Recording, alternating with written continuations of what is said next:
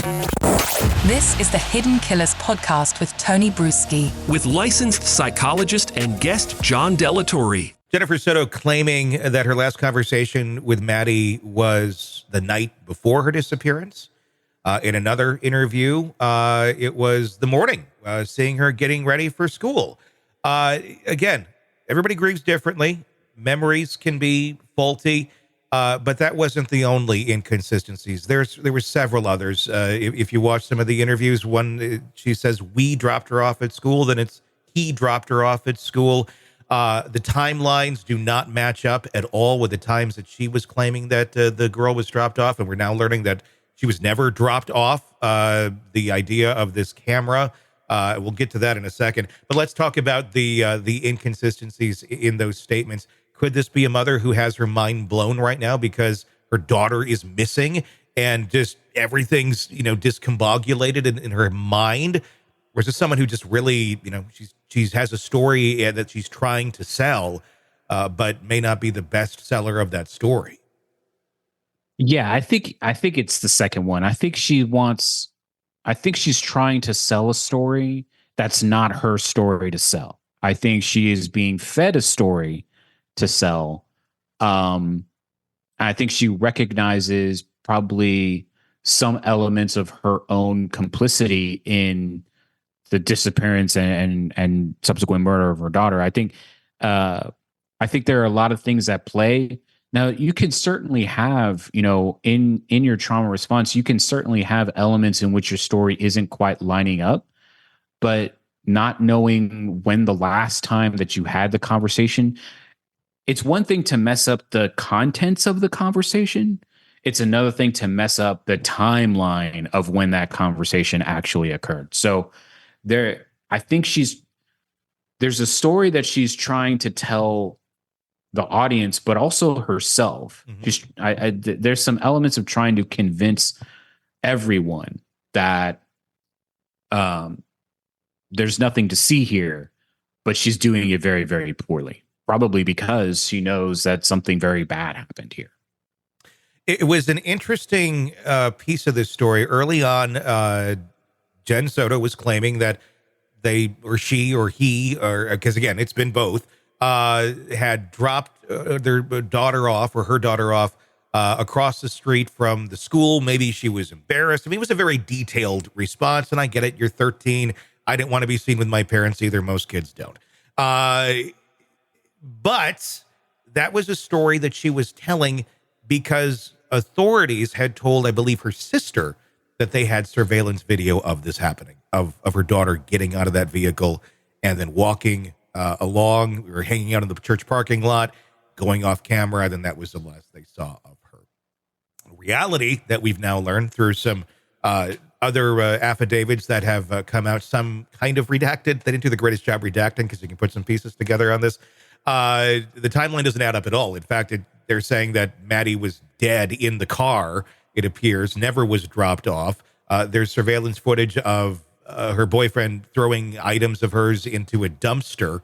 But that idea that she was dropped off apparently never actually happened. Do you think that was a part of the investigation or part in the ploy in the investigators to give them some information? Because in the U.S., you are allowed to lie police can lie to potential suspects about what's going on to elicit information.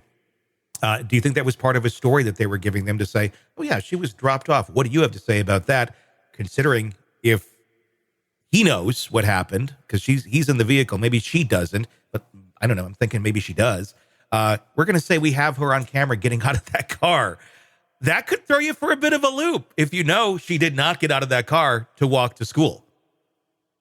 Yeah, absolutely.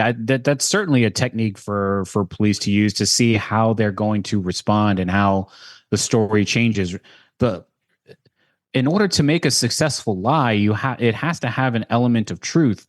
But if you're trying to, right, if you're the liar, you're trying to hide that, you actually did something bad, then you can't reveal too much of the truth. So it's certainly possible that it was a ploy by the police to try to figure out which of the two is really at fault here. And then once they decide, once all this other stuff came out, the phone and everything like that, once all this stuff, then the police could actually start making a targeted response and how they're going to interrogate the boyfriend. In a bit of broader strokes, you watched those interviews. What was your, psychological, for what you can, evaluation of mom? I mean, just in the layman, my sense is there was an extreme lack of empathy. It was kind of shocking.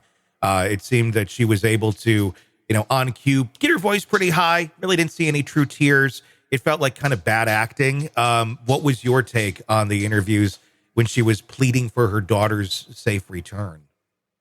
So I watched them in this order. I watched the one where there's a camera crew inside the house first. And then I watched the one that was done virtually. That's the one with the boyfriend sitting in the background. In the one with the boyfriend sitting in the background, I certainly saw all of that. I certainly saw the sort of cold, aloof, sort of detached manner that seemed inconsistent with a mother whose child has gone missing and they don't know what happened to that child.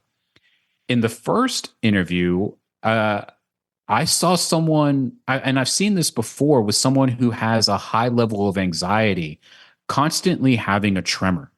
That's what I expected to see in the subsequent interviews that I didn't see. I expected her to continue to have that anxiety tremor. And again, no, she wasn't crying.